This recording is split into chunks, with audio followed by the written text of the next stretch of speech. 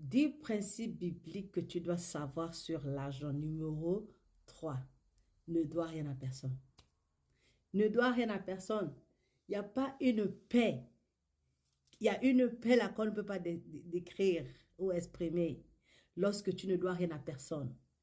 Tu ne dois rien à personne. C'est que tu dors en paix. Il y a une paix qui est attachée au fait de ne pas avoir à payer une dette ou ne pas avoir à rembourser quelque chose à quelqu'un ou ne pas avoir à regretter d'avoir prêté quelque chose à quelqu'un parce que la personne est impolie, la personne te maltraite, la personne ne te parle pas comme il le faut. Pratiquer l'endettement, c'est une forme de se mettre en prison. La parole de Dieu dit, dans Romains chapitre 13, verset 1 à 8, il dit, que toute personne soit soumise aux autorités supérieures, car il n'y a point d'autorité qui ne vienne de Dieu.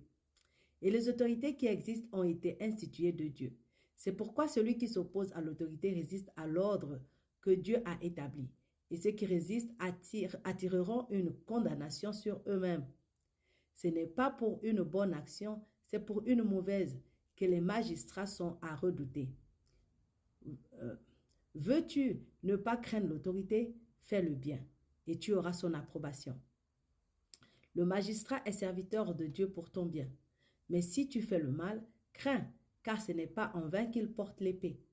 Étant serviteur de Dieu, pour exercer la vengeance et punir celui qui fait le mal, il est donc nécessaire d'être soumis. Non seulement par crainte de la punition, mais encore par motif de conscience. C'est aussi pour cela que vous payez les impôts, car les magistrats sont des ministres de Dieu entièrement appliqués à cette fonction. Rendez à tous ce qui leur est dû. Rendez à tous ce qui leur est dû. L'impôt, à qui vous devez l'impôt.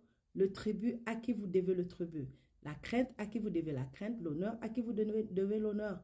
Ne devez rien à personne, si ce n'est de vous aimer les uns les autres, car celui qui aime les autres a accompli la loi. Alors, qu'est-ce que la Bible nous dit? La Bible dit à ceux qui en prêtent, dans Proverbe chapitre 22, verset 7, il dit, le riche domine sur les pauvres et celui qui en prête est l'esclave de celui qui prête. C'est aussi simple que ça. Tu es esclave. Donc, lorsque tu prêtes, tu es esclave. Et en plus de cela, si tu ne rembourses pas, tu te mets toi-même en prison parce que ça te donne le stress, ça te fait réfléchir, ça te fait penser à la manière à laquelle tu vas faire pour rembourser cet argent. Alors, qu'est-ce que la parole de Dieu dit à ceux qui prêtent? Exode chapitre 22, verset 25 à 27 dit, si tu prêtes de l'argent à mon peuple, au pauvre qui est avec toi, tu ne seras point à son égard comme un créancier. Tu n'exigeras de lui point d'intérêt. Si tu prends en gage le vêtement de ton prochain, tu le lui rendras avant le coucher du soleil. Il ne faut pas prendre quelque chose en gage. Lorsque tu prêtes de l'argent à ton frère en Christ ou à ta soeur en Christ, tu le fais avec le cœur. Car c'est sa seule couverture. C'est le vêtement dont il s'enveloppe, le corps. Donc quoi coucherait-il? S'il crie à moi, je l'entendrai, car je suis miséricordieux. Donc ne fais pas du mal, n'arrache pas quelque chose à quelqu'un qui te doit parce que tu vois que tu es plus fort que lui. Lorsque tu es un enfant de Dieu et que tu as prêté l'argent à quelqu'un, il faut le faire avec patience. Attendre que l'autre te rembourse au temps où lui, il est capable de te rembourser. Ne force pas le remboursement. Ce serait un péché. Et ne fais pas de gage. C'est aussi un péché. Psaume chapitre 15, versets 1 à 2 et 5 nous dit, Psaume de David, ô Éternel, qui séjournera dans ta tente, qui demeurera sur ta montagne sainte, celui qui marche dans l'intégrité, qui pratique la justice et qui dit la vérité selon son cœur. S'il n'exige point d'intérêt de son argent, et il n'accepte point de don contre l'innocent, celui qui se conduit ainsi ne chancelle jamais.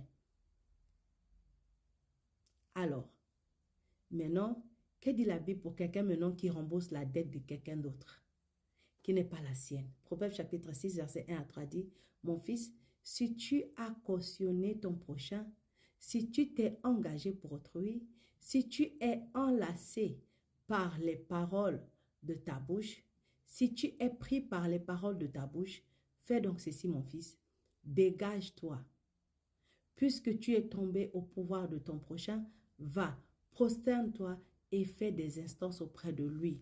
En fait, ça c'est aussi pour quelqu'un qui sait que tu es endetté, tu as demandé, tu as pris une dette et tu n'arrives pas à rembourser. Tu sais que c'est difficile pour toi de rembourser. Ou de fois, tu sais que tu es incapable de rembourser. Au lieu d'aller te cacher, au lieu de jouer les fantômes, c'est mieux d'aller voir la personne pour dire, mon frère, hein, excuse-moi, là où tu me vois là, c'est serré, c'est compliqué, je ne peux pas te rembourser. Ou je vais te rembourser, mais on va changer les termes de notre contrat ou de notre entente. Parce que je me suis déjà engagé, je vais le faire, mais en ce moment, c'est difficile. Va t'expliquer. Explique la situation. Si la personne est comme toi, qu'elle est chrétienne, elle va te comprendre. Elle va te donner du temps. Ne joue pas les fantômes. Ne joue pas les malades. Ne cherche pas chaque jour un nouveau mensonge pour que la personne à qui tu dois de l'argent ne vienne pas te chercher. Sois honnête avec toi et avec la personne. Et la personne, dans son cœur, trouvera la place de te pardonner. Peut-être même que la personne pourra te dire, il n'y a pas de souci, va. Mais ça, il faut que tu sois honnête et avec toi et avec la personne à qui tu dois. J'espère que c'est clair. Shalom.